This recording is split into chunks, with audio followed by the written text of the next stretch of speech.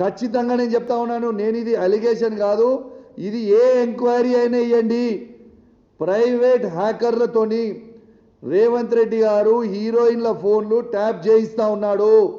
ఆ హీరోయిన్లని బ్లాక్మెయిల్ చేస్తూ ఉన్నారు. ఆఖరికి మొన్న మిస్ వరల్డ్ వచ్చిన వాళ్ళే కూడా ఫోన్లు ప్రైవేట్ హ్యాకర్లతోని దాన్ని ట్యాపింగ్ చేయించిండు. ట్యాపింగ్ చేయించి ఎంత అసభ్యంగా ప్రవర్తించిర్రో, వాళ్ళని బ్లాక్మెయిల్ చేసే ప్రయత్నం చేసిర్రో మీరు అందరు కూడా చూసిర్రు. ఇవన్నీ కూడా వాస్తవాలు నేను చెప్పేది, ఏది కూడా అబద్ధాలు చెప్తారండి.